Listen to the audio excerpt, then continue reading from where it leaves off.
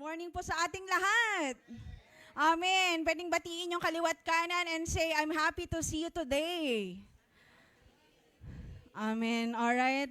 By the way, my name po is Pastor Arina Aguilan, one of our pastors. Ako po ay nagagalak dahil sinamahan niyo po kami ngayon. Amen. Medyo umiinit, napansin niyo ba? Pero naniniwala ko ganun din kainit ang presensya ng Panginoon sa ating simbahan. Amen. Alright, sa oras na ito, shout out sa mga kasama ko po kahapon. Sa Love and Purity Fest, isang malakas na whoo! Parang ramdam ko pa rin talaga. Grabe po yung experience. Amen. Amen. Ayan. Sa mga wala po, no, you missed the adventure.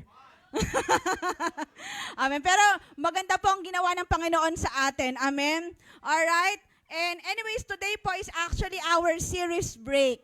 Okay? Kaya tayo po ngayon ay may series break. And dahil nga po, alam ko po, maganda ang nangyari kahapon, but we need to march on or move on, sabi nga nila. And kung mapapansin nyo po, ang bilis ng pagdating ng February, parang dumaan lang. Tama po ba? And we're entering a new month. And actually po, for the month of March, we are gonna start our deep bench. Sabihin po natin, deep bench. Okay, mag-open po tayo ng mga schools of ministries po. Sino dito excited? Amen. Lord, nakikita mo kung sino excited. Sino po dito gustong mag-join ng ministry? Taas ang kamay. Taas po ang kamay. Ayaw nyo pong magtaas ng kamay. Or may heart ka namang mag-serve, kaya lang hindi mo alam paano magsisimula. Alright? Or ibahin naman natin sa mga nagsuserve. Hindi mo na kailangang itaas ang kamay. Tanungin kita ngayon, pagod ka na bang mag-serve? Or gusto mo na bang humintong mag-serve? Or wala ka na bang joy sa pagsuserve? Sabi nga ni Pastor Luther kahapon, buti pa daw yung chicken joy. Yun lang yung manok na pinatay na may joy. So baka daw siguro Christian yung may-ari. Kasi grabe na may joy pa rin kahit kinatay na. Kasi po sa totoo lang, ang pagsaserve kay Lord, hindi naman po talaga siya madali. It's not all the time masaya. But we always say this, in serving God, it's challenging but fulfilling. Sabihin po natin, challenging but fulfilling. In fact, si Jesus po ay hindi po siya nakaligtas sa mga challenges nung siya po ay nasa ministry niya po dito sa mundo. Punta po tayo sa ating main text for this morning in Luke chapter 13 verse 31 to 33. Basahin po natin in NIV, samahan niyo po ako. 1, 2, 3, go. That time, some Pharisees came to Jesus and said to him, Herod wants to kill you. He replied, Go tell that fox, I will keep on driving out demons and healing people today and tomorrow, and on the third day I will reach my goal. Verse 33, In any case, I must press on today and tomorrow and the next day, for surely no prophet can die outside Jerusalem. Alam niyo po, itong text na to, ang kausap po ng Panginoon ay ang mga Pariseyo. No? And the Pharisees want to ask questions to trap Jesus Christ. Actually, sabi niya dyan, pinapaalis nila si Christ kasi gusto raw siyang patayin ni Herod.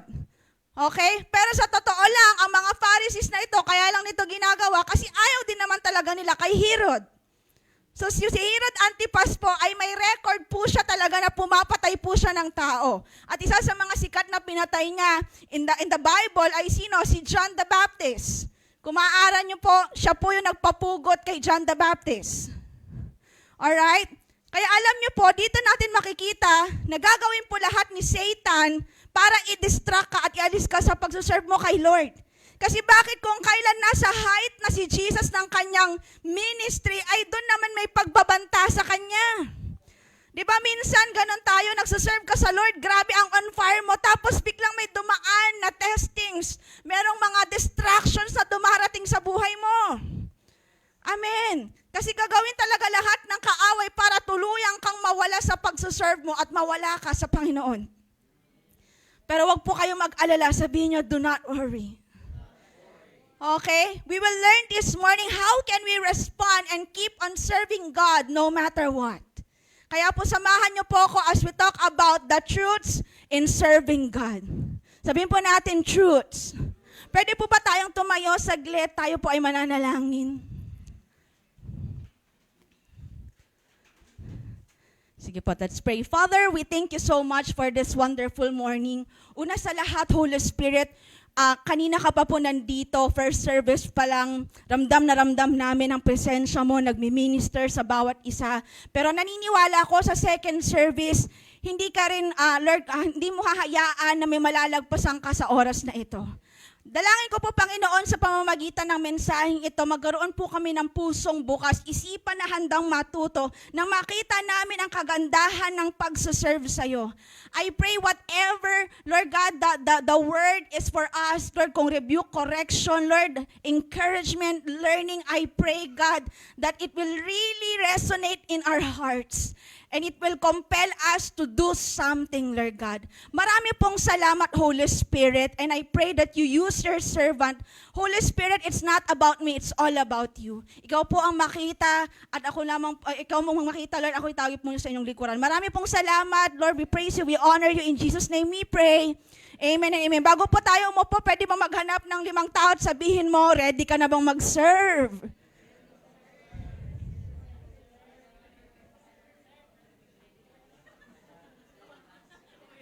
Wala. Parang wala akong naintindihan. Okay? Amen. Sino po excited? Alright?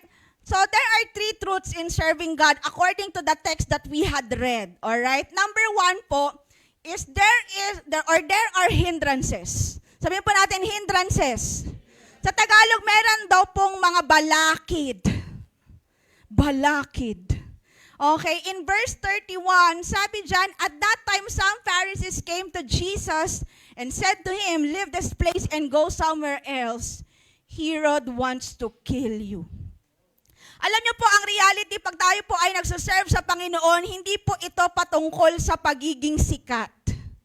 Hindi po ito patungkol sa marami kang narating at naabot. Hindi po ito sa paramihan ng followers and likes. Okay, the truth is when you serve God, some people will reject you. Mag-amen po yung totoo yan. Di ba? And there are 2 hindrances according to this text. Letter A, person or people. Pwedeng ang balakid ay mga tao. Sa case po ng text na binasa natin kanina ay ang mga Pharisees or mga Pariseo. At gaya po ng mga Pariseo, may mga tao na minsan hadlang sa paglilingkod mo. May mga tao na naghahatid ng pangit na balita para i-discourage ka. Di ba? In fact, pag binasa mo yung Bible, wala kang makikita na ang mga Pariseo may record na tinulungan ang ministry ni Jesus. Tama po ba? May record sila na nag-distract, nag-abala. May record sila na, di ba, pinapahinto siya, pero never ever mong makikita na nagkaroon ng record ang mga Pariseo na tinulungan si Jesus sa ministry niya. At dalawa po ang dala ng mga taong to. Number 1, panggugulo, okay, or disturbance. Pangalawa, deviation or panglilito. May mga Pariseyong ganyan, nanggugulo lang sa church. O kaya minsan nanglilito lang sa church. May mga taong ganyan na kapag kasama mo, mawawalan ka ng gana. Diba? Nasa height sila ng ministry nila, nagsaserve sila, on fire sila, tapos biglang may papasok na Pariseo at sasabihin, alam mo sa church na yan, ganito sila. Yung pastor doon, ganito. Yung mga miyembro doon, ganito. Tapos, biglang yung tao, ay ganun. Di na pala ako magsaserve, ganyan pala. Kaya po, church, mag-ingat sino sasamahan mo. Mahirap na kapag winawalang gana kanyang mag-serve. Amen. Pwede mo kasing makita ang kalaban sa mukha minsan ng isang kaibigan. Diba? Akala mo kaibigan mo, pero pambihira. Nung narinig mo yung sinabi niya, parang, diba, wala na. Di ba, minsan gulat ka, on fire mo kay Lord, tapos nung nakasama mo tong mga yung taong to, biglang napatay yung apoy mo. Or pwedeng hinahayaan mo na yung mga negative na sinasabi nila about sa church or sa pagsuserve. Di ba? Inabsorb mo yun lahat, kaya tuluyan ka ng huminto sa pag-serve. So in the end, nagpapakita lang kung sino ba talaga ang pinagsisilbihan mo. Amen. And that's letter A. Sometimes person or people, or pwede ring letter B, supernatural or the demon. Sa paano pong paraan? Alam niyo po, si Herod is an actual evil spirit who wants to stop serving Christ. Kaya kung mapapansin nyo, bata pa lang, baby pa lang si Christ, gusto niya nang tigilan yung ministry ni Jesus. Kasi minsan pwedeng may Herod, may spirit ng Herod na pwede ring nagko-condition sa feelings mo at gumawa ng gulo sa buhay mo. Now, there are 4 things that the devil does. Number 1, di ba, accuse you. Di ba, lagi yung sinasabi yung mga mali mo. Di ba? Pangalawa, steal from you. Ninanakawan ka ng joy, ninanakawan ka ng love, ng patience. Di ba? Ano pa? Number 3, harm and kill you. Di ba, gumagawa siya ng mga paraan, di ba, para ma-addict ka sa ganitong bagay na hindi mo alam, ay ikakasira mo. No? Hanggang madlead sa tuluyan ka nang mawala at lumayo sa Panginoon. Alam niyo po, di ba, paano yung Herod spirit? Example, yung nagde-devotion ka, nagpe-pray ka, 3 minutes pa lang pero humihikab ka na. Lord, pagod na ako. Ang aga-aga, Lord, ayoko pa mag-pray. Pero yung 12 series sa Netflix, kayang tapusin hanggang 3 a.m. Kayang makipagpuyatan. Yung tipong pag Sunday service, worship time. Ba? Pero kapag may tawagan ng basketball ng barkada, grabe, ang taas pang tumalon. Pag worship. Pero pag talunan talagang, may Herod. Takot na takot umabsent sa school or work. Pero pag Sunday, 8 a.m. gigising. 8 a.m. service. Maliligo, 8:30. 9 a.m. a-attend. Hindi makakaintindi naman si Lord. May Herod. Diba? Hindi big deal ang pag-absent sa church. Pero kapag sa trabaho, grabe. May Herod. Sabi mo sa katabi mo, hindi ikaw yung hinihirod dito. Hinihigad lang siguro. Herod, wala na. Amen. Light fam, tandaan nyo po ito. Ayaw na ayaw ng demonyo na naka-assign sa'yo na parangalan mo si Lord. Diba? Sa ministry, wag mo nang galingan. Pero sa trabaho, ang galing mo. Ayaw na ayaw ng demonyo nagwo-worship ka. Ayaw na ayaw ng demonyo na nasa ministry ka. Ayaw na ayaw niya na faithful ka sa giving mo kahit sa Shopee, Lazada, present ka sa lahat ng 12.12, 1.1, 2.2. Ayaw niya nag-e-enjoy ka sa preaching, kaya kapag Sunday hinihirod ka, tinihikaban mo ako, tinutulugan mo si pastor. Ayaw na ayaw mong uma-attend ng life group ng church, kaya pag araw ng CG, ang dami mong excuse. Busy ka, may work ako, di ba? Di ba? Ayaw na ayaw ng demonyo na, alam mo yun, mag-share ka ng gospel, mag-share ka sa community life, mag-share ka ng puso notebook, mag-share ka ng life. Ayaw niya lahat yan. Kaya lang ang problema, lahat ng ayaw ng demonyo, yan yung gusto ni Lord. At ang bad news, hindi po kailanman magkakasundo ang Diyos at ang demonyo. Oo naman. Kailan pa? Kasi ba, pilit pinagpipilit. Dahil kahit anong pagkakasundo mo, never kang magtatagumpay. At kalapas-tanganan sa dyablo na maglingkod ka sa Diyos. At kalapas-tanganan din sa Diyos na maglingkod ka sa dyablo. At ang sabi nga ni Bishop Miney, I remember, ang pinakamatinding kasalanan ng mga Christians ngayon, sins of compromising. Christian, pero after ng Sundays, wala ng Christ-likeness. Tandaan mo, church, nung huminto ka sa service mo sa Diyos, yun ang unang araw na nagwagi na siya sa buhay mo hanggang ngayon. Sabihin po natin, wow. Kaya gusto nyo po bang pagtagumpayan ang kaaway sa mga buhay po ninyo? Gusto po ninyo, pues balik ka na sa pagsuserve. Sabi mo sa katabi mo, serve ka na. And that's number one, no? Number one truth. There are hindrances. Pangalawa, there is a right response to every hindrance. Sabihin po natin, right response. In verse 32, sabi dyan, he replied, go tell that fox. Alam niyo po yung fox, sa Tagalog ay asong gubat. Parang equivalent po yan para mas makarelate po kayo, askal. Wala silang permanenteng home. So biruin niyo po si Jesus, ang brutal. Sabi niya, go, sabi mo dun sa haring yon, sabi mo dun sa askal na yon. Brutal. Kakala niyo po, minsan yung mga pastor niyo, brutal, mas brutal po si Jesus. Hari yun na, sinabihan niyang askal. Diba? Alam niyo po, remember, sa pagsaserve po natin, hindi lahat na magagandang bagay na gagawin mo ay magugustuhan ng tao. At huwag kang mag-expect, it's not all the time. And you only have one audience to please. So ano ba ang dapat nating response? Ano ang right response? Letter A is ignore. Sabihin po natin, ignore. Sabi ni Lord, go tell that fox. Sabihin mo dun sa askal na yun. Alam niyo po, ignoring is actually a sign or great sign ng bravery. Katapangan po ang mag-ignore. Diba kasi minsan pag may mga tao ng basher, ang sarap patulan. Sarap eh, ang talagang yung nangangati yung mga daliri mo na ang sarap sumagot. Diba? Pero alam nyo, ignoring is a great sign of bravery. Wala siyang, alam niyo po si Lord, wala siyang pakialam kasi marami siyang gagawin. Sabi nga ni Nehemiah, diba, I have a great work, I cannot come down. Diba?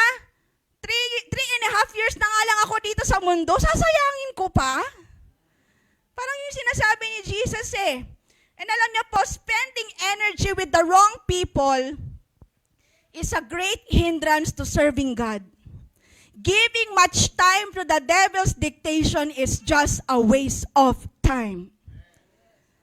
Kaya po, wag pumatol. Sabi mo sa katabi mo, wag pumatol. And you don't just give your soul to anybody. Diba? Minsan kasi talagang binubuhos mo yung oras mo, diba yung enerhiya mo sa taong yan, ignore mo na lang. Because you only give your soul to God. And sometimes there's this paradox, sabi dyan, sometimes winning is losing and losing sometimes is winning. Pag Kristiyano ka na, hindi naman kailangan all the time panalo ka. Hindi naman all the time kailangan may patunayan ka. Sabi nga sa Bible, di ba, mas inaangat ng Panginoon yung mga taong marunong magpakumbaba. Eh ano naman ngayon kung napahiya mo siya, natalo mo nga siya, pero hindi mo naman siya nawin sa Lord. Kaya nga, buti na lang po, hindi po kayo artista. Sabi mo, buti na lang, hindi ka pala artista. Di ba? Kasi pag preaching pa lang, pikon ka na eh. Eh yung mga artista marunong mag-ignore ng bashers. Diba? Buti na lang bro. Buti na lang bro. Sis, di ka artista. Amen. Nasa church po kayo. Amen. And minsan hindi lang po to ignore na boses ng ibang tao, pero ignore ng boses ng kaaway. Na minsan sasabihin niya sa'yo, huwag ka nang mag-serve. Busy ka, di ba? Dami mong gagawin. Papagurin ka lang ng church. Diba? Huwag ka na mag-serve. Ilang taong ka na, may edad ka na, hindi mo na kaya. Huwag ka nang mag-serve. Di ka naman na-appreciate. Kawawa ka naman. Malis ka na dyan. Diba? Tapos pipiti-piti party ka doon sa tulad. I'm not appreciated. Wow. Ano pa? Huwag ka na mag-serve. Di ka naman magaling. Di ba mahiyain ka? Tago ka na lang, diyan ka na lang. Pakita mo na lang sa TikTok. Tinitigan. Diba? Church, pag ganyan ang sinasabi ng kaaway sa'yo, pag dinidiscourage ka, diba?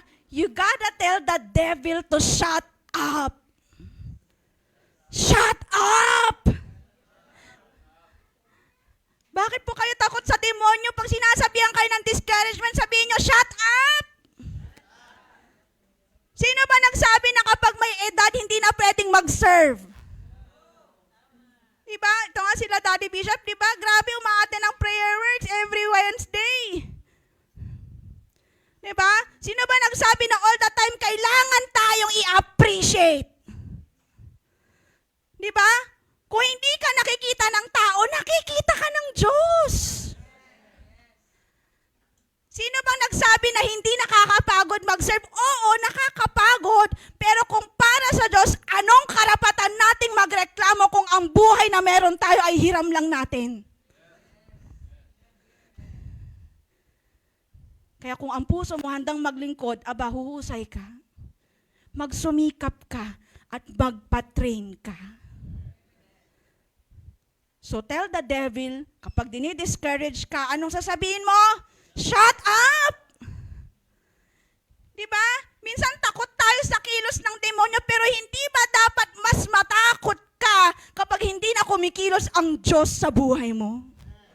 Pag nag-grieve mo na ang Holy Spirit, doon ka mas matakot. Kristiyano ka eh, takot ka. Sa kaaway, hindi dapat. Laki ng Diyos mo. Amen. Di po ako galit. Passionate lang. Okay, that's letter A. Ano pa ang tamang response? Letter B po is continue. Sabihin po natin, continue. And he replied, go tell that fox, I will, pakita natin, I will keep on. Si Jesus, sinasabi niya dyan, dito, magtutuloy-tuloy ako mag-serve kahit anong sabihin ninyo. Kaya sa mga nandito po, keep on serving. Keep on dancing for the Lord. Wala na pala tayong dancers. Diba? Kaya kailangan na po namin ng dancer. Okay? Keep on singing for the Lord. Sa mga teachers natin dito, keep on teaching. Diba? Keep on preaching. Keep on giving. Keep on doing connect groups. Keep on doing community life. Keep on sharing the gospel.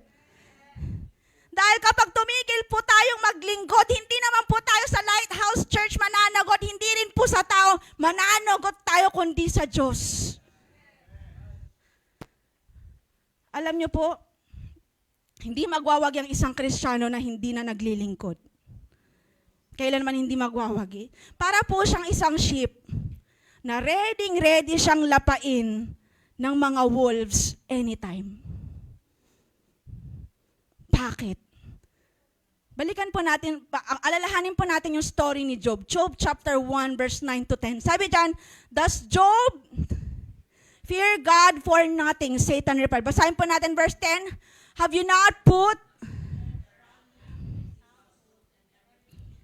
You have blessed the work of his hands so that his flocks and herds are spread throughout the land. So alam niyo po, dito natin makikita, very confident ang Panginoon na kahit anong mangyari, i-worship pa rin ni Job ang Panginoon. Very confident siya kasi sabi dyan, may hedge, may parang blanket, may protection, may hedge of blessing around him. Kaya ang tanong ko po sa inyo, kapag hindi ka na naglilingkod, saan ka kukuha ng protection para sa family mo? Kung hindi ka na naglilingkod, saan ka huhugot ng blessing para sa pamilya mo? Amen.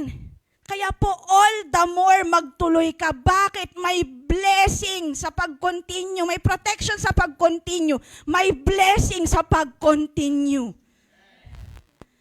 And yes, pwedeng may time na pwedeng makapasok ang demonyo, pero hindi ka niya mapapabagsak. Pwede po bang tingnan ninyo yung mga kamay nyo ngayon? Okay, tingnan nyo. Makalyo nga lang po. Di lang po naka-pedicure ngayon, mga babae. 'Di ba? Alam niyo po itong mga kamay na to, minsan, itong mga kamay nating to, maraming pagkukulang yan sa Lord. Aminin natin. Marami tayong minsan pagkukulang sa Panginoon. Pero alam niyo po, itong mga kamay na to, pinagpapala pa rin ni Lord. Kahit ang dami nating pagkukulang. So anong key? The key is just to continue. Hindi ko lang po nandyan. No? Walang nag-come near to God na napahamak. Pag lumapit ka sa Kanya, lalapit din siya sa'yo ng sobra. Sobra na yan. Kaya ba pwedeng tigilan na natin yung mga linyahan na, Lord, bakit parang ang layo mo sa akin? Hindi siya lumayo, nandyan nga lang siya ikaw ang lumayo. So please lang, tuloy lang sa pag-serve. Lapit lang sa Diyos. Amen. So that's number 2. There is a right response to every hindrance. Pangatlo po, ano pong sabi dyan? There must be pressing on to reach the goal. Sabihin po natin, pressing on. In verse 33, no? Yung naka-underline po dyan, sabi dyan, in any case, I must press on today and tomorrow and the next day, for surely no prophet can die outside Jerusalem. Yung underline po dyan, no, is actually a prophecy of Jesus declaring about His death. Dahil wala daw propetang mamamatay sa labas ng Jerusalem. Remember, Jesus Christ died in Jerusalem. Alam niyo po, 3 ang naging goal ni Jesus nung nandito po siya sa mundo. Number 1 is to preach. Number 2 is to what? To destroy the devil's work. And last, to die as a ransom for many. Alam niyo po ba that Jerusalem is a city of peace? Kasi po, Salem means peace. Kaya nga sinasabi natin, Shalom. Sabi mo sa katabi mo, left and right, Shalom. Na-miss niyo po yan Shalom. Amen. Diba? It means peace. Balikan natin yung text. So sinasabi ni Jesus na hindi mo ako pwedeng alisin sa ministry ko dahil kapag inalis mo ako sa ministry ko, wala na akong kapayapaan. Yes, mahirap ang ministry, pero doon ka payapa. Yung tinatawag nilang hindi ma-explain, pero there is peace. At sinasabi ni Jesus Christ dyan, huwag kang mamatay that you are outside of your ministry. Nakakalungkot, may mga Kristiyanong, di ba, na maalam na wala na sila sa pagsaserve. And it's the same way with you.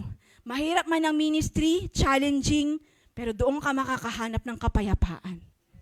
Dahil doon sa pagsaserve mo, doon natutuwa si Lord sa'yo. Ang goal po natin, hindi mag-serve para sa ating mga sarili, pero mag-serve para sa Panginoon dahil doon ka totoong magiging masaya at payapa. Amen.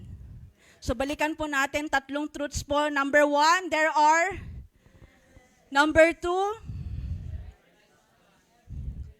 Number 3, to reach the goal.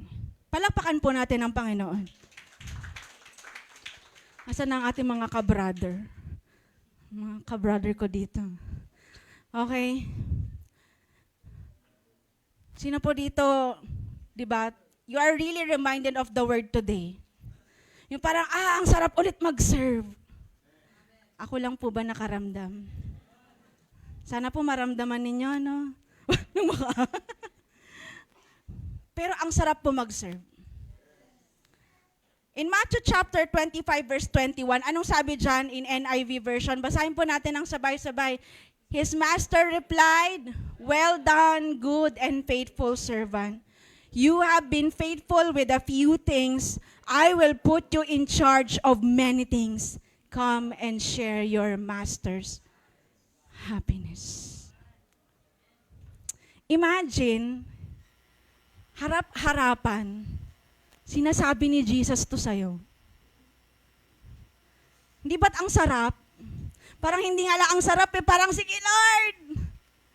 Grabe, after all of the suffering, after all of the sacrifices, tapos pagdating mo sa langit, itong sasabihin ng Panginoon sa'yo, you know what, Emma, well done, good and faithful servant. Sarah, well done, good and faithful servant. Diba? Wala po tayong ibang goal but to hear these words from our Master. Maikli lang po ang buhay. Napatunayan po yan ng pandemic. Alam natin yan gaano po kaikli ang buhay. Pero si Jesus, 3.5 years lang siya dito sa mundo at wala po siyang sinayang na araw, na oras. Sa totoo lang po, hindi naman po natin madadala yung mga yaman natin. I'm not saying wag kayong yumaman. Diba, hindi naman po natin madadala sa langit yung mga achievements natin, pero hindi ko naman sinasabi na wag mong galingan. Kaya lang kung puro yun na lang, kapatid, yun na lang bang saysay? Kasi po, pag humarap tayo, yun ang sasabihin ni Lord good and faithful servant. Hindi, wow, rich and super rich. Hindi well done, you have master's doctorate and all CEO. Hindi Anong sabi dyan? Good and faithful servant. Servant. At sana ang prayer po natin, sana aalis ka sa mundong ito na ubos para kay Christ. Yung sagad hanggang sa huling patak ng yung dugo. Wala tayong dahilan na kahit ano pa, wala tayong dadalhin na kahit ano pa pag nakasama po natin ang Panginoon. Kaya po, Lighthouse Church, start doing what the Lord requires of you. Huwag mong pagbibigyan ang mga pariseo, ang mga dyablo sa buhay mo para huminto kang mag-serve sa Panginoon. Ignore them. Keep on. Kasi may matinding blessing at protection sa pagsuserve mo kay Lord. Dahil ang pagsuserve ay ang best way para maibigay mo ang kapurihan at kaluwalhatian sa Panginoon. Kaya kung hindi ka maglilingkod, ano pa nga ba ang saysay? Bakit ka nabubuhay? Kapatid, bakit ka nga ba nabubuhay?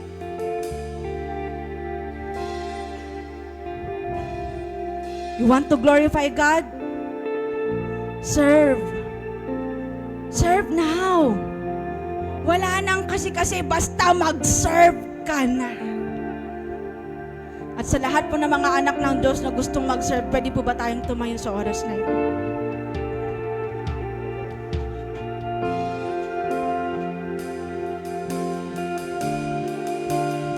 Alam niyo po, bago po tayo kumanta, meron akong laging story na laging inaalala when it comes to serving the Lord. Alam niyo po yung story ng chicken tsaka ng pig. Isang araw nag-uusap silang dalawa. Kasi magbe-breakfast na yung amo nila. Sabi nung manok, sabi nung pig, anong ibibigay mo para makapag-breakfast si amo? Sabi nung manok, mangingitlog lang ako, may breakfast na siya. Tapos yung baboy umiiyak. Umiiyak siya. Buti ka pa, mangingitlog ka lang, may breakfast na siya. Sabi ng baboy, pero ako, kailangan kong ibigay yung buong buhay ko. Mahainan ko lang siya ng bacon. Anong diferensya ng dalawa?